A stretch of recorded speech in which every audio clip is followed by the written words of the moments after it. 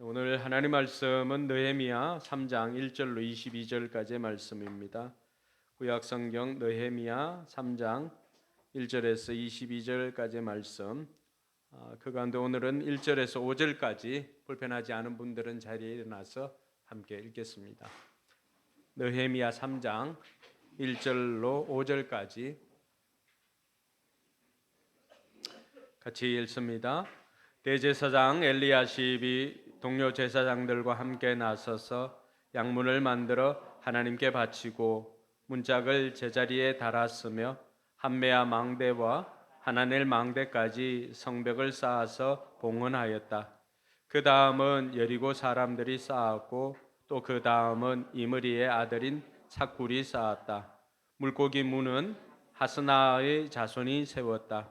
문터를 얹고 문짝을 달고 빗장과 빗장 둔태를 만들어 달았다. 그 다음은 학고서의 손자요 우리아의 아들인 머레못이 보수하였고 그 다음은 머세사벨의 손자요 베레가의 아들인 머술람이 그 다음은 바나의 아들인 사독이 보수하였다. 그 다음은 드고아 사람이 보수하였는데 그들 집안에 어떤 유력자들은 공사 책임자들에게 협조하지 않았다. 아멘. 네, 앞뒤 좌우로 우리 5분 손잡아 주면서 이 봄에 하늘 복 많이 받으시라고 복을 빌어 주시기 바랍니다. 하늘 복 많이 받으세요.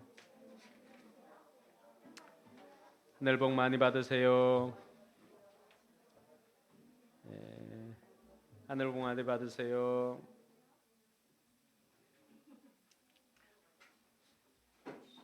네, 하늘 복 많이 받으세요.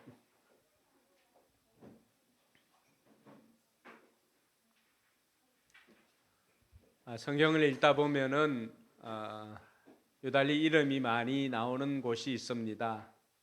여러분들은 이름이 많이 나오는 곳을 읽을 때 어떻게 읽고 또 어떻게 지나가십니까?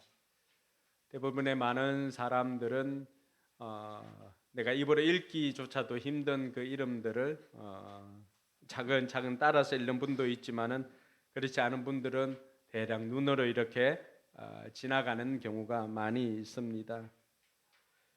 대충 읽고 지나갈 때도 있지만 자세히 보면은 또한 많은 것을 얻을 수 있는 것이 이름이 기록되어진 장들입니다. 저는 숨겨진 보화를 찾는 장이다 그렇게 이름을 붙입니다. 거기에 나오는 특정한 단어들이나 또 특정한 내용들 또 특정한 직업들 이런 것들이 우리로 하여금 그곳에 집중하려고 하는 저자의 의도가 들어가 있는 경우가 많이 있습니다. 창세기 5장에 보면은 유명한 아담의 족보가 나옵니다. 거기에도 이름들이 많이 기록되어져 있는데요. 다 몇 세에 누구를 낳고 몇 년을 지내며 몇 세를 살다가 죽었더라라고 하는 이 패턴이 계속해서 반복되어집니다. 그렇게 하다가 에녹에 이르러서는 그 패턴이 깨어집니다. 에녹은 65세에 머두셀라를 낳고 머두셀라를 낳은 후 300년을 하나님과 동행하며 자녀들을 낳았으며 그는 365세를 살았더라 이렇게 되어 있습니다. 다른 내용들은 다 몇 살에 아이를 낳고 그리고 몇 년을 지냈고 몇 살을 살다가 죽었더라라고 하는 그 죽음으로 끝났다고 하면은 이 에녹은 죽음으로 끝나는 것이 아니라 머두셀라를 낳은 후에 300년을 하나님과 동행하여서 자녀들을 낳고 365세를 살았더라라고 말하고 있습니다. 죽음으로 끝나는 내용이 아니라 삶으로 시작되어지는 내용들. 그러니까 이러한 것들은 특별히 우리에게 우리의 시선을 그쪽에다가 고정하려고 하는 배려이기도 합니다. 여러분 로마서 16장에 보면은 그 바울과 함께 동역했던 사람들 바울이 기억을 하고 거기에 한 사람 한 사람 이름들을 다 기록하고 있습니다. 37명의 이름들이 기록되어져 있는데 거기에 보면은 바울과의 관계도 나와 있고 또 바울을 어떻게 도왔는지도 나와 있고 또 그들이 또 복음을 듣고 어떤 의미가 있었는지 이러한 것들까지도 풀이해 놓고 있는 것이 로마서 16장에 나와 있는 37명의 이름들입니다. 히브리서 11장 우리가 믿음의 장이라고 하는데 거기에 보면은 믿음의 용사들의 이름들이 다 이렇게 기록되어져 있고 그들이 행한 것도 기록되어져 있습니다. 자, 그렇다면 성경에서 이렇게 이름을 기록하고 있고 이런 것들을 기록하고 있는 이유가 무엇일까? 저는 창세기 9장 14절과 15절을 보면서 그 이유를 조금은 이렇게 찾을 수가 있었습니다. 창세기 9장 14절 15절은 이름이 기록된 게 아니라 그게 여러분들이 잘 알고 있는 무지개의 이야기가 나옵니다. 같이 한번 읽어볼까요?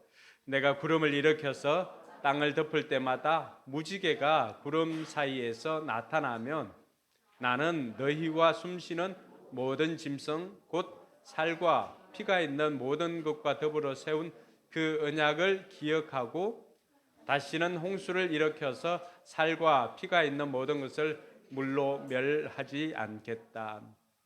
15절 상반절 한번 다시 띄워볼까요? 자, 여기 보면은 주어가 뭐예요? 나는. 마지막에 나오는 게 뭐예요? 언약을 기억하고입니다. 무지개를 보고 우리가 지금까지 알아왔던 게 뭐예요? 무지개를 보면은 우리가 하나님 물로 심판하지 않겠구나라고 우리가 이해를 하잖아요. 근데 그 구름 사이에 무지개를 두신 이유를 하나님께서 설명해 주시는데 하나님께서 내가 보고 너희들과 한 약속을 내가 기억하겠다는 것입니다. 하나님께서 기억하시기 위해서 무지개를 두었다라고 하는 사실입니다. 오늘 여러 곳에 많은 사람들의 이름이 기록되어진 것을 보면은 거기에는 먼저 우리의 의도보다는 하나님께서 내가 이들을 이렇게 기억하고 있다라고 하는 하나님의 그 마음이 들어있음을 우리가 알아야 합니다. 수많은 이름 속에는 또 그들이 행한 것들을 보면은 성경에 기록되어져 있는 것은 어디에 기록되어져 있을까요? 하나님의 생명책에 다 기록되어져 있습니다. 하나님께서 그 이름들 한 사람 한 사람들을 보면서 하나님께서는 이 사람은 이 일을 행하였지, 이 일을 행하였지라고 하는 것을 하나님께서 기억하신다는 사실입니다. 뿐만 아니라 오고 오는 많은 사람들을 통하여서도 이렇게 기록되어져 있으니까 이 사람들이 행한 것이 이렇게 기록되어져 있다라고 한다면은 우리가 행하는 일도 언젠가는 하나님 앞에 다 기록되어져 있을 것이다라고 하는 것을 우리가 미루어 알 수 있게 만드는 역할도 합니다. 느헤미야 3장에는 75명의 이름들이 기록되어져 있습니다. 거기에 보면은 하나님께서 이것을 통해서 내가 기억하겠다라고 하는 그 의지가 포함되어 있음을 알 수가 있습니다. 성벽 재건을 52일 만에 다 완수하고 난 다음에 느헤미야가 그들의 이름들을 한 사람 한 사람 기록하고 또 그 부족들을 기록하면서 그 사람들이 어떤 일을 행하였는지를 많은 사람들에게 알리고자 함이 있고 또한 하나님께서 이들을 이렇게 기억하고 있다라고 하는 것을 우리에게 알려주고자 하는 의도가 있음을 저와 여러분들이 알아야 할 것입니다. 그러고 보니까 우리가 성경을 읽을 때 나오는 이름들이나 이런 것들이 그냥 지나칠 수 없는 이름들이다라고 하는 것을 알 수가 있겠죠. 언젠가는 우리의 이름도 그렇게 기록되어질 것을 기대하면서 오늘은 이 느헤미야 3장을 같이 한번 여러분들과 살펴보고자 합니다. 느헤미야 3장에 나와 있는 이 수많은 이름들을 보면서 이들이 성벽 재건을 이제 완성하고 난 다음에 물론 완성한 내용은 뒤에 나오지만은 이들이 이렇게 동참하였다라고 하는 것을 알리는 거죠. 그래서 이 성벽 재건을 통해서 공동체를 세우는 원리를 오늘 이들이 기록되어진 이름을 통해서 한번 같이 찾아보고자 합니다. 공동체를 세우는 원리가 어떤 게 있을까? 이들이 함께하여서 성벽을 세웠던 것처럼 우리가 우리 삶에 무너진 그 모든 것들이 무너지고 수치를 당하였던 우리의 삶을 회복하는 것이나 아니면은 공동체에 무너진 것이 있을 때 그 공동체에 무너진 것을 다시금 회복시킬 때 어떤 원리들이 적용되어졌는지 이들의 이름 속에서 우리가 한번 찾아보고자 합니다. 그 첫 번째는 우선순위를 아는 것입니다. 우선순위를 아는 것. 공동체를 세우는 원리 그 첫 번째는 우선순위를 아는 것입니다.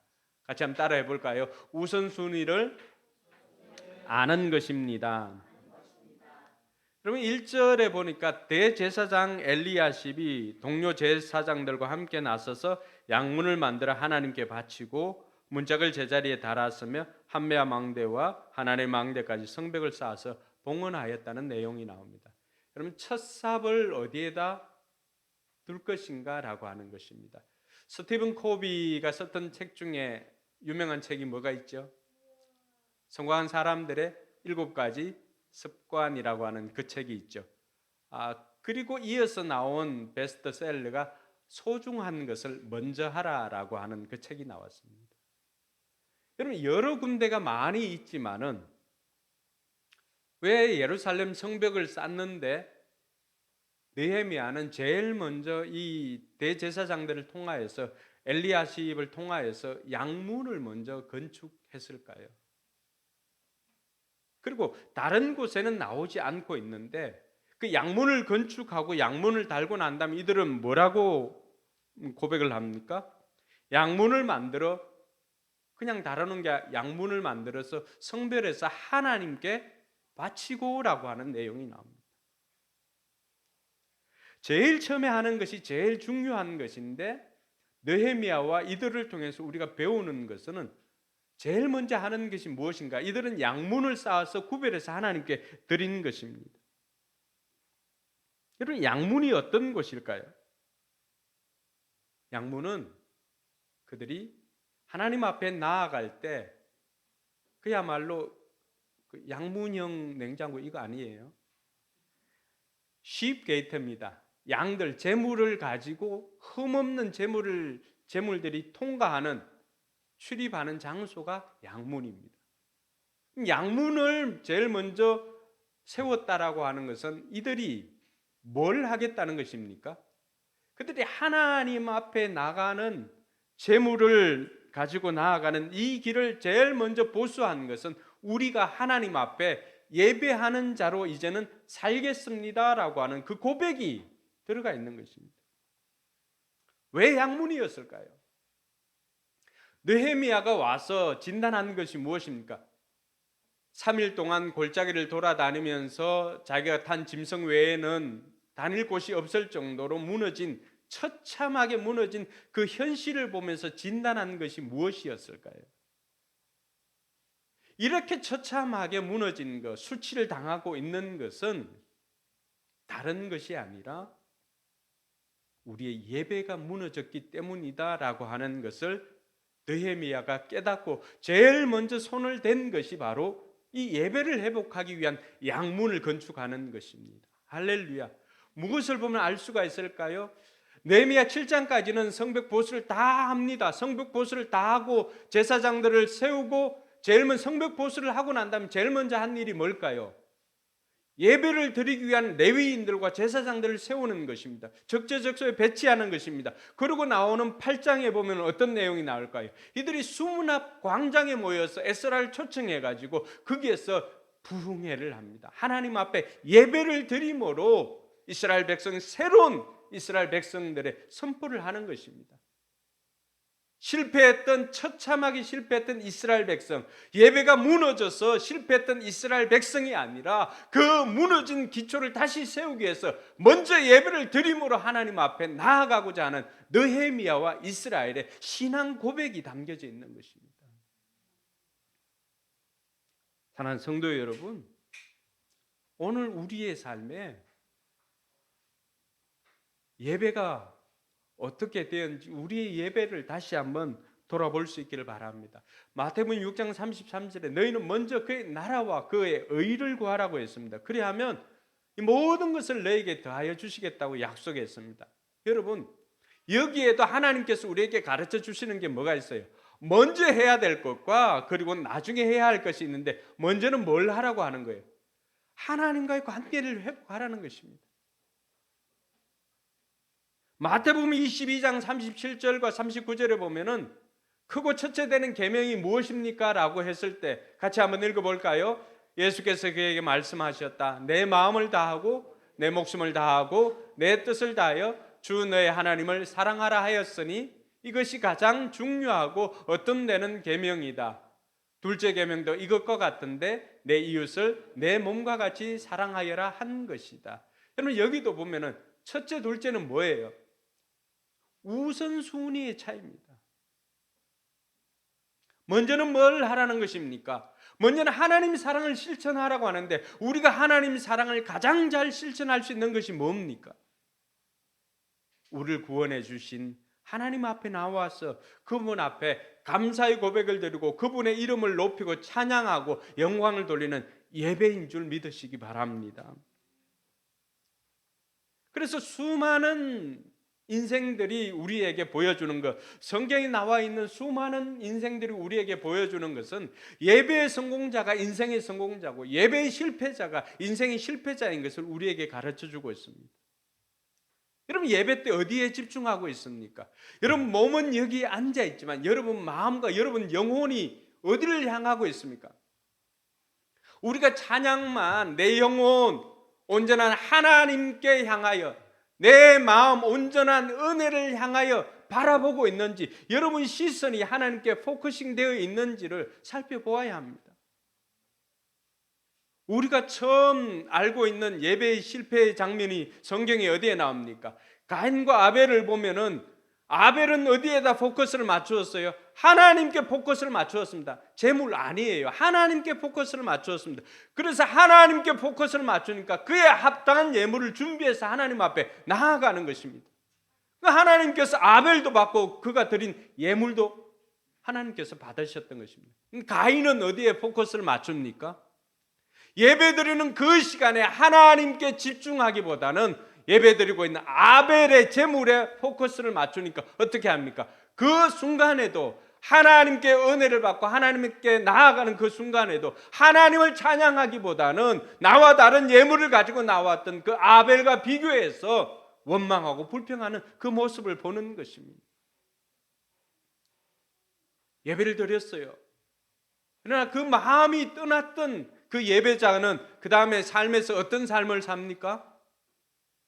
그 다음에 삶은 나가서 그렇게 자기를 비참하게 또 하나님 앞에 수치를 당하였다고 생각하였던 그 가인은 아벨을 돌로 쳐서 죽여버립니다. 뭘 하고 난 다음에? 예배 드리고 난 다음에. 여러분들이 이 시간 예배 드리는 이 시간이 얼마나 중요한지를 깨달아야 합니다. 여러분들이 지금 그러니까 조는 사람들도 깨워야 돼요. 딴짓하고 있는 사람도 깨워야 됩니다. 여러분, 사탄이 여러분 인생을 넘어뜨리기 위해서 뭘 사용할까요? 요한복음 10장 10절에 보면 내가 온 것은 양으로 생명을 얻게 하고 더 풍성히 얻게 하려고 왔지만은 사탄은 도둑이 오는 것은 뭘 하려고 왔다고요? 도둑이 오는 것은 도둑질하고 죽이고 멸망시키려고 이 땅에 왔다라고 했습니다. 자, 그러면 사탄이 여러분 인생을 도둑질하기 위해서 제일 먼저 뭘 건들까요? 직접적으로 여러분을 건들지 않습니다. 사탄 그렇게 어리숙하지 않습니다. 뭘 건들까요? 예배입니다. 여러분들이 이 시간 드리는 예배입니다. 예를 들까요? 여러분 사울 왕 하나님 앞에 택함을 받고 처음에 겸손하게 시작해서 왕으로 세움을 받았습니다. 그 옆에는 사무엘이라고 하는 아주 뛰어난 선지자가 있었습니다.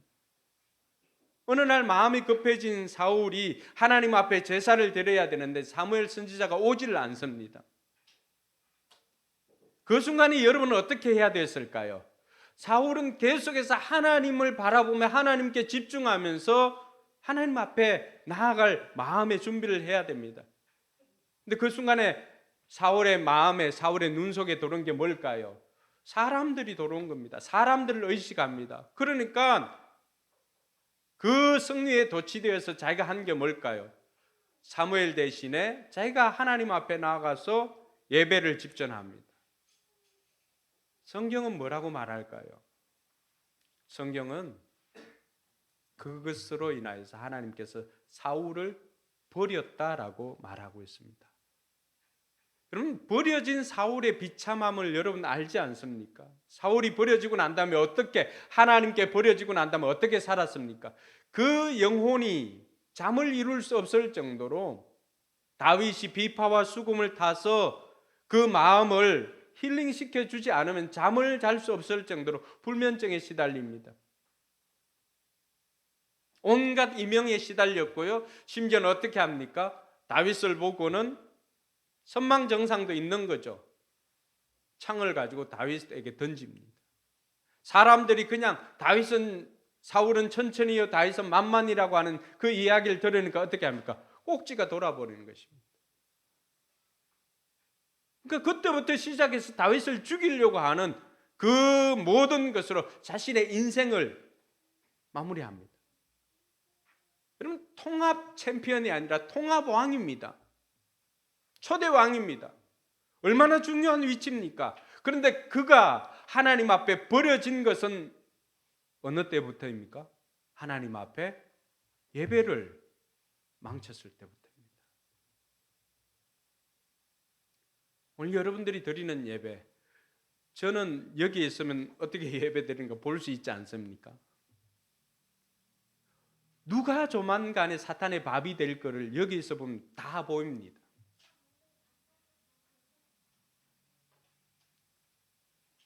여러분, 예배 성공자가 인생의 성공자가 됩니다. 아브라함과 롯의 차이가 뭘까요?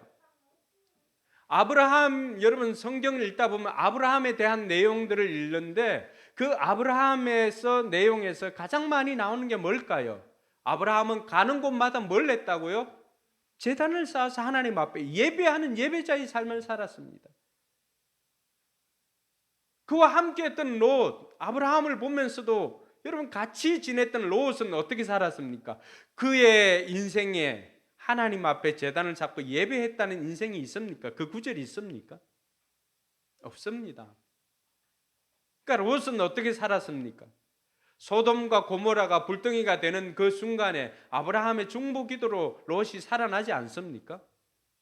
그렇게 데리고 나와가지고 두 딸과 나와서 모압과 암몬이라고 하는 이상한 족속을 만들어서 끝까지 이스라엘 백성들을, 택한 백성들을 괴롭히는 민족의 조상이 된 것 아닙니까?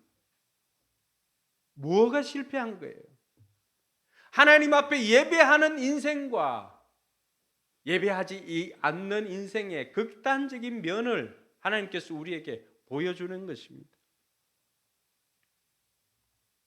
오늘 저와 여러분들의 삶 가운데 먼저 이 예배가 회복되지 않으면 이 예배 시간은 우리가 하나님께 집중하지 않고 몸은 여기에 있고 마음까지도 하나님께 집중하지 않으면 우리의 마음을 사단에게 빼앗기면 머지않아 사단의 밥이 될 것이라고 하는 것을 우리는 미루어 짐작할 수가 있게 되는 것입니다.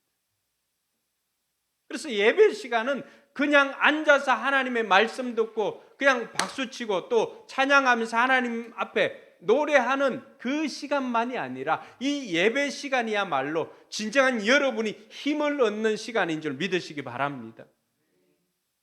여러분들이 영적 에너지를 어디에서 공급받습니까? 여러분, 전기차나 이렇게 하면 이제 충전을 해야 되는데 정한 곳이 아니면 충전할 데가 없어요. 아무리 좋은 차라도 충전되지 않으면 달릴 수가 없습니다. 그래서 일정 시간, 일정한 장소에 가서 꼭 충전을 해야 됩니다. 여러분, 영적 에너지도 마찬가지입니다. 충전하지 않고 어떻게 달립니까? 에너지가 없으면 어떻게 될까요? 예배 시간에 내가 이 시간을 통해서 에너지를 충전하지 못하면 어떻게 될까요? 사탄의 밥이 되는 거예요. 근데 여러분들이 말씀을 통해서 말씀이 여러분 심령 가운데 거하고 하나님 앞에 예배하여서 영적인 에너지를 여러분들이 공급받는다면 어떻게 될까요? 사단이 여러분들을 넘어뜨리려고 해도 넘어뜨릴 수가 없어요. 왜? 힘이 있기 때문에. 동의하십니까? 이 힘을 얻는 시간이 이 시간입니다. 그러니까 정신 바짝 차려가지고 여러분 심령에 하나님의 이 능력을 채워야 하는 이 시간에 정신 바짝 차려가지고 영적 능력을 공급받는 저와 여러분들이 되기를 주님의 이름으로 축원합니다. 할렐루야. 옆 사람이 그렇게 축복합시다. 지금은 좋을 때가 아닙니다. 한 번 더 이야기합시다. 지금 딴짓 할 때가 아닙니다. 우리 인생에 죽고 사는 문제가 여기에 달려 있습니다. 우리 인생의 성공과 실패가 어디에 달려 있다고요? 예배에 달려 있습니다. 여러분, 무너진 곳을 세우려고 하면은 얼마나 많은 것들을 해야 합니까? 근데 제일 먼저 하는 게 뭐라고요? 이들이 보여주는 것은 양문을 세우고 하나님 앞에 성별하여 드리고는 하나님 앞에 예배하는 인생으로 살겠습니다. 결단하는 것입니다. 오늘 이 시간에 저와 여러분들에게도 이 은혜가 있기를 주님의 이름으로 축원합니다. 둘째로 살펴보는 공동체를 세우는 원리는 앞선 리더들이 솔선수범하는 것입니다. 한번 따라할까요? 앞선 리더들이 솔선수범하는 것입니다. 네. 여러분, 성벽을 세우는 것은 그러니까 앉아서 이렇게 기획하고 이런 게 아닙니다. 성벽 세우는 건 뭐예요? 담벼락을 여러분 세워봤잖아, 그렇죠? 그럴 때도 벽돌 하나 놓고 이렇게 하면은 시멘트를 이개거나 이렇게 해가지고 다 흔히 이야기하는 노가다 아닙니까? 그걸 누가 하는 거예요? 그 힘든 일들을 먼저 지도자들이 앞장서서 그 일들을 행하였다는 것입니다. 오늘 1절에 보니까 누가 나옵니까? 대제사장들이 나옵니다. 대제사장 엘리야십이 동료 제사장들과 함께 나와서 그들이 뭘 한 거예요? 양문을 세우고 하는데 양문 그냥 세워집니까? 아니에요. 공사판에서 일을 하는 거예요. 오늘처럼 이렇게 공사 환경이 좋은 것일까요? 그렇지 않잖아요. 철거하고 거기에서부터 쌓아야 되니까 얼마나 힘들겠습니까? 등짐도 져야 되겠죠. 이 일들을 누가 하는 것입니까? 먼저 대제사장들이 하는 거예요. 20절에도 보면 22절에도 보면 그 구역 안에 있는 제사장들이 보수하였다 이렇게 되어 있습니다. 그들만이 아닙니다. 9절에 보니까 예루살렘의 반쪽 구역의 책임자 뭐예요? 오늘 같으면 우리 서울 같으면 서울의 구가 몇 개죠? 서울에 살아도 구를 잘 모르겠다. 예를 들어서 이 절반의 책임자, 그 책임자가 직접 나와가지고 일을 하는 겁니다. 12절에 보니까 나머지 예루살렘 반쪽 구역 책임자인 할로에서의 아들인 살룸이, 이 사람은 뭐라고 되어 있어요? 자기 딸들과 함께 나와서 보수하였다. 여러분, 고명딸이라고 생각하고 딸들을 얼마나 아끼겠습니까? 근데 그 딸들을 학교도 시원치 않을 판에 이 사람들은 어떻게 한 거예요? 예루살렘 절반을 책임지는 그 책임자가 아들이 없으니까 자기 딸들을 데리고 나와서 그 현장에서 공사판에서 벽돌을 이개고 해가지고 그 성벽을 세우는 것입니다. 14절에 보면 그런 문입니다. 그런 문은 우리가 여기는 그런 문, 전에는 분문 이렇게 되어 있는데 뭐예요? 똥이나 오물들을 이렇게 출입하는 문이 바로 이 그런 문입니다. 거기에는 벳학게렘 구역의 책임자이며 레갑의 아들인 말기야가 보수하였다. 여기도 마찬가지예요. 벳학게렘 구역의 책임자가 직접 나와가지고 무슨 문을 중수했다는 거예요? 똥이나 오물들이 들락날락거리는 그 문을 보수했다라고 말합니다. 15절에 샘문은 미스바 구역의 책임자, 시장, 구청장 할 것 없이 다 나와서 이들이 먼저 솔선수범을 보였다는 것입니다. 할렐루야. 17절과 19절에도 마찬가지입니다. 그일라의 반쪽 구역 책임자인 하사바, 또 그일라의 반쪽 구역 책임자이며 헤나다스의 아들인 바웨가 친족들과 함께 보수하였다. 미스바 구역의 책임자인 예수아의 아들인 에셀이 책임졌다. 여러분, 공동체가 세워지는 것은 그냥 되어지는 것 아닙니다. 그 공동체가 세워지는 것은 먼저 앞선 자들의 솔선수범이 없으면 절대 이루어지지 않는 것입니다. 전장에서 승리할 때도 마찬가지입니다. 대부분 어떻게 합니까? 실패한 리더들은 돌격 앞으로를 외칩니다. 전쟁 영화나 아니면 이런 거 보면은 대부분 우리나라 그 리더들을 어떻게 합니까? 돌격 앞으로, 돌격 앞으로. 그러면 자기는 외치지만 앞으로 가는 건 누구예요? 부하들이 앞에 쫓아나갑니다. 근데 전장에 승리하거나 성공하는 리더들을 보면 어떻게 합니까? 대부분 나를 따르랍니다. 나를 따르라. 나폴레옹도 전장에는 나폴레옹의 위치가 어디였습니까? 말 타고 뭐 이런 것만 봤잖아요. 그죠? 거기에도 제일 먼저 앞장서 있는 것은 나폴레옹이었습니다. 마찬가지입니다. 신앙의 공동체든 가정 공동체든 아니면은 어떤 인생의 내 개인의 개혁이든지 먼저 앞선 자가 솔선수범하지 않으면은 절대로 성공할 수가 없습니다. 오늘 이 이스라엘 백성들이 포로에서 돌아와 가지고 52일 만에 그 단기간에 이 성벽을 완성할 수가 있었던 것은 먼저 앞선 자들의 솔선수범이 있었기 때문입니다. 이러한 것을 우리는 노블레스 오블리주라고 그렇게 표현하기도 합니다. 여러분, 프랑스와 영국이 이 프랑스 왕위 개성 문제로 인해서 100년 동안 100년 전쟁을 합니다. 물론 그 연수는 다 그 100년이 채워지지 않지만 1337년에서 1453년까지 전쟁을 했는데 그 전쟁을 100년 전쟁이라고 말합니다. 그래서 영국 왕 에드워드 3세가 크레시 전투에서 프랑스군을 물리치고는 이제는 계속해서 진격해서 칼레시라고 하는 그 조그만 소도시까지 진격을 했습니다.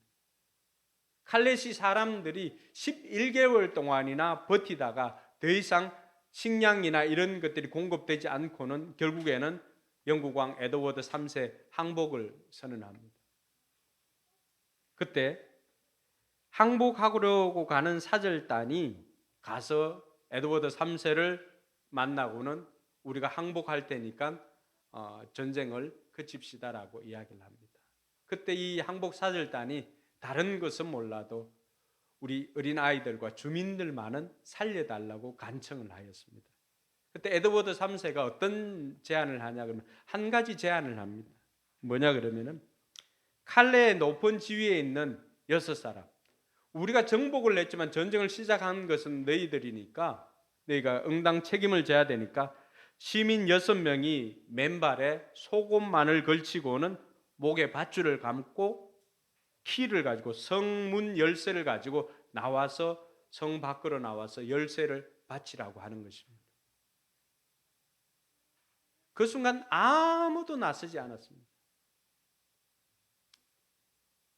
한참의 정막이 지나고 난 다음에 칼레시에서 가장 부자였던 이스타슈 더 생피에르라고 하는 칼레시의 가장 부자가 나서서 자기가 그 일을 하겠다고 했습니다. 그리고 뒤이어서 시장이 나서고요, 법률가가 나섰습니다. 이렇게 6명이 이제 시장통을 떠나 가지고 가는 그 쓸쓸한 모습들을 칼레에 있는 시민들이 다 그들을 보았던 것입니다. 에드워드 3세가 이들을 다 죽이려고 했습니다. 근데 마침 에드워드 3세 그 부인이 임신해 있었기 때문에 사람을 죽이고 이렇게 하는 것은 좋지 않으니까 저들만은 살려줍시다라고 사면을 요청해서 설득에 성공을 하게 됩니다. 그래서 6명의 그 칼레 시민의 용기와 이런 것들을 칭송하여서 사람들이 노블레스 오블리주의 상징으로 칼레시의 6명의 시민들을 이야기를 합니다. 그로부터 500년이 지나고 난 다음에 1884년에 이 칼레시는 생각하는 사람 누가 이렇게 했죠? 로댕에게 부탁을 해가지고 이 6명의 부조를 만들어 달라고 요청을 했습니다. 로댕은 그 부탁을 받고는 10년 동안이나 공을 들여가지고 이들의 형상을 만들어서 칼레 시청 앞에다가 이들을 세워 두었습니다. 한 시민 시를 구한 것도 6명의 앞선 사람들, 아무도 나서지 않을 때 누군가 먼저 나서서 그 일을 자청했던 그 앞선 자들의 솔선수범이 있었기 때문에 뒤따라오는 사람들의 그 행동도 따라올 수가 있었던 것입니다. 오늘 우리가 가정에서든 또 교회에서든 앞선 사람들의 본을 보고 사람들이 따라갑니다. 우리는 말로 가르치려고 하지만은 말로 가르치는 것보다 삶으로 보여주는 것이 남습니다. 우리의 자녀들은 우리가 삶으로 보여준 것만 그들이 따라하는 것입니다. 어느 순간 그들에게서 원치 않는 모습이 나타난다. 그래서 우리의 삶을 보고 배운 것이라고 생각해야 할 것입니다. 그러므로 오늘부터라도 목자, 목녀든지 또 아니면 가정의 리더든지 아니면 여러분 직장의 리더든지 아니면 학교 학급의 리더든지 여러분들이 먼저 솔선수범할 때 바뀌기를 원하는 것이 있다면 여러분들이 먼저 앞장서서 그것을 삶으로 살아낼 때 공동체가 바뀌고 공동체가 리빌딩 된 것을 기억할 수 있기를 주님의 이름으로 축원합니다. 근데 성경은 재밌는 것을 이야기를 합니다. 오늘 5절에 보니까 뭐라고 되어 있습니까? 5절 같이 한번 볼까요? 그 다음은 도구와 사람들이 보수하였는데 그들 집안의 어떤 유력가들은 공사 책임자들에게 협조하지 않았다. 도구와의 귀족들은 다른 사람들은 다 나섰는데 도구와의 귀족들은 그 공사에 참여하지 않았다고 이야기를 합니다. 여러분 생각에 앞선 사람들이라고 다 하는 것 같지만 그렇지 않습니다. 앞선 사람 부자라고 해서 있어서 돈을 내는 것 아닙니다. 그들도 그 마음을 주셔야만이 비로소 헌신할 수가 있는 것입니다. 그런데 도고와의 귀족들은 그들이 앞선 자였음에도 불구하고 그 책임을 담부하지 않았음을 성경은 기록해 두었다라고 하는 사실입니다. 그래서 오늘 우리 가운데도 그런 사람이 없는지를 돌아보고 반면교사로 삼으라고 하는 주님의 뜻임을 우리가 기억해야 할 것입니다. 오늘 또 우리 포커스 교회 성도들은 어디를 가든지 돌격 앞으로가 아니라 나를 따르라고 할 수 있는 그런 앞선 리더가 되길 주님의 이름으로 축원합니다. 세 번째로 살펴보는 것은 공동체를 세우는 원리는 협력하는 것입니다. 같이 한번 해볼까요? 협력하는 것입니다. 큰일은 결코 혼자 할 수가 없습니다. 거기에는 크든 작든 남녀노소를 막론하고 다 그 일에 헌신하는 사람들의 협력이 있을 때 비로소 가능합니다. 그래서 한 사람이면 폐하겠거니와 두 사람이면 두 사람은 어떻습니까? 두 사람은 넘어지지 않지만 세 사람은 삼겹줄은 쉽게 끊어지지 않는다고 했지 않습니까? 여러분 혼자서 25kg 들면 둘이 같이 들면 몇 킬로 들어야 됩니까? 제가 너무 어려운 거 했나요? 혼자서 2kg 들면은 둘이면 몇 킬로를 들어야 되나요? 4kg를 들어야 기본입니다. 그죠? 근데 둘이 들면 10kg를 드는 것입니다. 이게 뭘까요? 시너지입니다. 시너지. 시너지라고 하는 것은 합성어지요. 씨는 뭐예요? 함께 이런 뜻이 있잖아요. 에너지라고. 씬과 에너지가 합쳐서 시너지를 이야기를 합니다. 그 시너지는 뭐예요? 혼자서 하면은 힘이 들고 혼자서 하면 얼마 들지는 못하지만 혼자 감당할 힘만 들지만 둘이 들면은 그게 둘만의 힘이 아니라 그게 뭐가 생긴다고요? 함께하는 에너지가 생기니까 한 사람이 2kg 들면 두 사람은 4kg 드는 것이 아니라 10kg를 든다는 것입니다. 할렐루야. 이것이 공동체가 살아나는 원리입니다. 여러분 혼자서 하면 힘이 들지만 같이 하면 협력하면 훨씬 더 많은 것들을 감당하면서 성공할 수가 있다라고 하는 것입니다. 오늘 가장 작은 공동체인 가정부터 그런 에너지를 동원할 수 있기를 바랍니다. 여러분 혼자서 감당하지 말고 가족 전체가 함께 기도 제목을 내고 목장 모임을 통해서 힘들고 어려운 일이 있으면 함께 기도 제목을 내고 함께 기도를 할 때 하나님의 능력이 그곳에 임할 줄로 믿습니다. 느헤미야와 이들 75명의 사람들은 어떻게 했습니까? 이들은 어느 한 사람이라도 예외 없이 다 나와가지고 두고와 귀족들은 빠졌지만 그 사람들은 자기가 하고 있는 일들을 각자 협력하여서 하였더니만 52일 만에 성벽이 완성이 되었던 것입니다. 그곳에 보면은 여리고의 2절에 보니까 여리고에 온 사람들은, 여러분, 예루살렘에서 25km나 떨어져 있는 곳이 여리고입니다. 그들은 이 성벽 공사를 하기 위해서는 어떻게 합니까? 25km를 걸어와 가지고 또 그곳에서, 예루살렘이 좀 꼭대기에 있거든요. 여리고는 어디에 있어요? 성지순례 가다 보면은 여리고로, 성경에 보면 여리고로 내려가는 길을 이렇게 표현을 하잖아요. 그 왜 그러냐 그러면은 우리가 그 해수면서 산을 잴 때 해발 몇 미터 이렇게 하잖아, 그죠? 그럼 그 0점 지점이 있는데 보통 바다 그 해수면 그걸 기준으로 할 때가 많습니다. 근데 가다 보면 여리고는 거기에서 한 400m나 300m나 밑으로 내려갑니다. 뭐에? 해수면보다도 더 도시가 아래에 있습니다. 예루살렘은요, 해수면보다도 더 위 한 600m 정도가 됩니다. 25km를 와야 되는데 이 사람들은 어떻게 합니까? 25km를 오는데 계속 어떻게 오르막으로 계속 올라서 가는 거예요.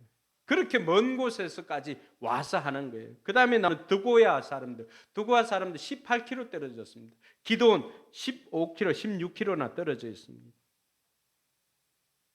13절에 보니까 골짜기 문을 세우는 사람도 있습니다. 어떤 사람은 똥이나 오물이 지나가는 문을 세우는 사람이 있습니다. 여러분, 그들이 협력하면서 42개 부족들이 함께 힘을 모았는데 그들이 협력하면서 그들에게 없었던 게 있습니다. 뭐가 없었을까요? 왜 우리는 이렇게 힘든 곳을 지정해 주었습니까? 라고 하는 원망이나 불평이 없었다는 것입니다. 여러분, 협력에는 원망이나 불평이 들어갈 때는 이루어질 수가 없습니다. 협력은 원망이나 불평하지 않고 어느 누구도 자기가 맡은 구역이 왜 이렇게 힘드냐고, 어떤 사람이 왜 우리는 쟤들은 저렇게 평평한 데 가서 일하기 좋은데 저기서 하고 우리는 왜 여기서 힘들고 어려운데 여기서 하냐고 원망이나 불평한 사람들이 없었다라고 하는 것입니다. 그게 협력의 비결입니다. 원망이나 불평하지 않고. 그리고 또 하나 비결이 뭘까요? 17절에 보니까 그 비결이 나와 있는데 17절에 어떻게 되어 있습니까? 또 그 다음은 같이 한번 읽어볼까요? 그 다음에 이어지는 부분은 레위 사람 바니 아들 느훔이 보수하였다. 또 그 다음은 그일라의 반쪽 구역의 책임자인 하사바가 뭐예요? 자기 구역을 맡아서 보수하였다. 아까 이야기했잖아요. 남들 쳐다보지 않고 왜 우리는 이렇게 힘든 거 줬습니까? 라고 원망 불평하지 않고 다 각자 자기에게 주어진 맡은 구역들을 책임지고 중수하였다는 것입니다. 이게 협력의 원리입니다. 여러분, 목봉을 이렇게 요즘 전에 여러분들 삼천교육대 가서 이렇게 보지 않았네. 우리 유격 훈련 가면은 제가 짧게 생활했지만은 그래도 군에서 경험할 건 다 경험했거든요. 그래서 대학생 때도 병영 들어가 가지고 대학생 때도 입소해 가지고 그걸 경험을 했습니다. 그때 하는 것 중에 하나가 목봉 드는 게 있습니다. 아니면 해병대들이 상륙할 때 뭘 합니까? 보트를 들지 않습니까? 여러분들 그걸 직접적으로 체험하지 못했다라고 한다면은 거기 뭐죠? 진짜 사나이인가요? 거기에 보면은 보트에 들 때 키 큰 사람도 있고 키 작은 사람도 있잖아요, 그죠? 키 큰 사람도 있고 키 작은 사람도 있는데 여러분, 키 작은 사람이 앞에 저러면은 뒤에서 이렇게 들면 어떻게 될까요? 그 힘이 앞으로 다 쏠리겠죠. 키 큰 사람이 앞에서 들어주면은 중간에 키 작은 사람이 있고 뒤에 키 큰 사람이 있으면 중간에 있는 사람은 어떻게 하면 돼요? 손만 들고 가는 거잖아요. 우리가 같이 하지만 어떤 경우에는 쉬운 곳도 있고 어떤 경우에는 어려운 지점도 있습니다. 그런데 여기서 느헤미야가 우리에게 보여주는 것은 자기가 맡은 구역 외에는 원망이나 불평하지 않고 자기가 맡은 구역들만 최선을 다해서 감당했다라고 하는 것입니다. 할렐루야. 이것이 비결입니다. 그래서 오늘 저와 여러분들이 어떤 사람은 힘든 지점에 서 있을 수도 있습니다. 어떤 사람은 다른 사람과 비교했을 때는 좀 쉬운 그러한 지역에 서 있는 사람도 있을 것입니다.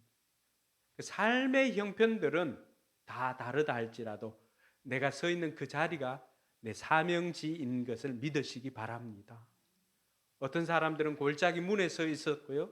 어떤 사람들은 양문에, 어떤 사람은 샘문에, 어떤 사람들은 분문에 이렇게 서 있었는데 그 자리가 그들의 사역지고 사명지였다라고 하는 것입니다. 그러므로 오늘 내가 서 있는 그 자리가 내가 여기서 뭘 해야 될까?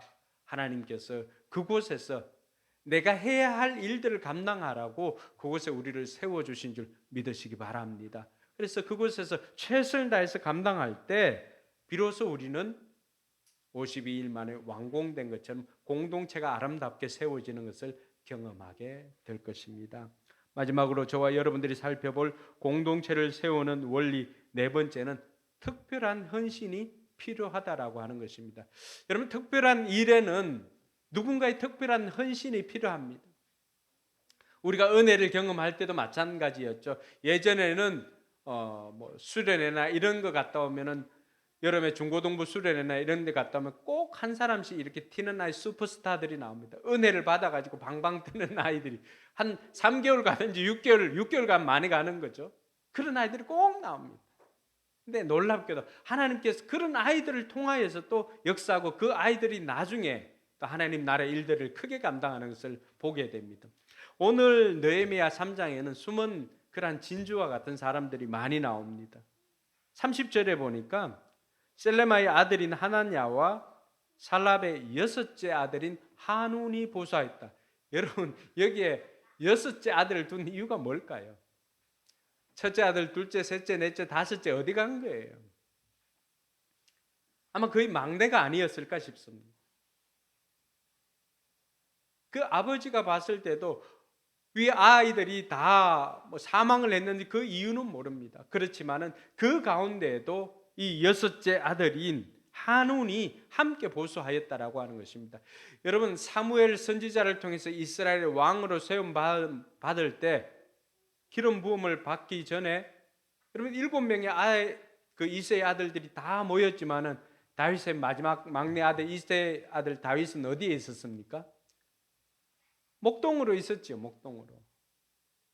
아버지 생각에도 이 중에 한 명이면 모르지만은 근데 하나님의 생각은 어디였어요?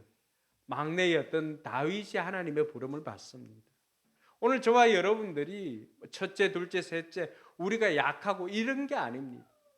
하나님 나라를 위해서 특별히 헌신하였던 여섯째 아들을 기억하는 것처럼 하나님께서 특별한 헌신을 기억한다라고 하는 사실입니다. 오늘 8절과 31절, 32절에 보면 특별한 직업을 가진 사람들이 나옵니다. 금장색이라고 하는 세공장이들입니다. 여러분, 세공장이들은 뭐 하는 사람들이에요? 손으로 금 세공하는 사람들이거든요. 제가 옛날에 치과 기공사를 할 때 그도 그 치아 세공을 하는 거거든요. 그럴 때 원치과 기공소 그 소장님이라고 양한원 씨가 있었는데 이 양한원 씨는 이 자기 세공하는 손을 너무너무 아꼈어요. 근데 그때 당시에도 이 사람은 꼭 차에 타면은 버스를 타거나 이렇게 해도 꼭 자기 오른손을 이렇게 넣어가지고 보호를 합니다. 넘어지면은 안 다치게 하려고 이 손을 보호해서 다닙니다. 심지어는 보험을 그것까지 손 보험을 들었다는 이야기도 들었습니다. 실제로 그 사람은 굉장한 그 프로 정신을 가지고 이 치아 세공을 했던 사람입니다. 그러니까 세공을 하는 사람들에게 있어서 손은 생명과도 같은 것입니다. 우리 샵하는 이 조집사님도 마찬가지겠지만 손을 다쳐서는 안 됩니다. 여러분, 손 다쳐가지고 여기 뭐 반창고나 아니면 이렇게 발라가지고 있으면 그걸로 여러분 다른 그 고객의 몸을 터치한다고 했을 때 그 사람이 느끼는 이 뭐라 그러죠? 하여튼 뭐 불편함이 있지 않겠습니까? 그런데 이 사람들이 어떻게 한 거예요? 손을 생명처럼 여기는 세공장이었던 이 사람들이 8절과 31절, 32절에 보니까 이 사람들이 노가다판에 공사판에 나왔다는 것입니다. 성경은 특별히 그들의 헌신을 기억하고 그들의 직업과 그들의 이름들을 다 기록하고 있습니다. 20절에 보면 다른 곳에는 없는 단어를 한 단어를 쓰고 있습니다. 3장 20절에 보니까요. 그 다음에 이어지는 둘째 부분 곧 성구비에서부터 대제사장 엘리야십의 집문까지는 삽배의 아들 바룩이 뭐라고 되어 있습니까? 열심히 보수하였다. 우리 개역 개정에 보면 힘써 보수하였다. 다른 곳은 없습니다. 여러분 다른 사람들 열심히 일하지 않았을까요? 그렇지 않습니다. 다른 사람들 열심히 일했죠. 그런데 특별히 그 중에 바룩은 어떻게 했다고요? 더 열심히 열정적으로 일을 했다라고 하는 것입니다. 오늘 여러분 마음속에 나는 이렇게 열심히 하고 나는 이렇게 헌신하고 있는데 다른 사람이 이걸 알까라고 생각하지만 하나님 어떻습니까? 성벽 짓는데도 다른 사람 다 열심히 했지만 특별히 한 사람 더 열심히 했던 그 바룩을 기억하는 것처럼 여러분의 헌신을 기억하시는 줄 믿으시기 바랍니다. 하나님 앞에 헌신하는 것 공짜가 없습니다. 삽배의 아들일 바룩이 더 힘써 그 일을 행했던 것처럼 저와 여러분들이 우리에게 맡겨진 일들 더 힘써 보수하여서 우리의 이름이 이렇게 바룩처럼 기록될 수 있기를 주님의 이름으로 축원합니다. 사랑하는 성도 여러분, 저와 여러분들이 우리의 헌신이 아니고서는 공동체가 세워지지 않습니다. 특별히 여러분들 교회가 헌신을 요구할 때 드고와 귀족처럼 빠지는 사람들이 없기를 주님의 이름으로 축원합니다. 여러분들이 빠지면 빠지는 대로 여러분들의 이름이 기록될 것이고 열심히 하면 열심히 한 대로 여러분 이름이 기록될 것입니다. 중요한 것은 교회나 하나님 나라가 우리에게 헌신을 요구할 때 그 자리에서 맡은 자리에서 그 부름에 응답하여서 최선을 다하는 저와 여러분들이 되기를 주님의 이름으로 축원합니다. 행복한 사람들의 축제,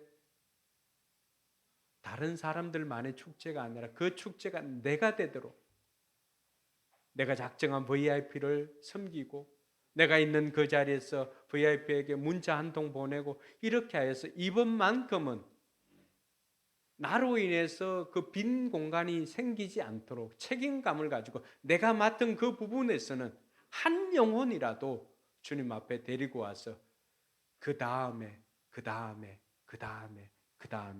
오늘 가장 많이 기록된 게 그 다음에 아니에요.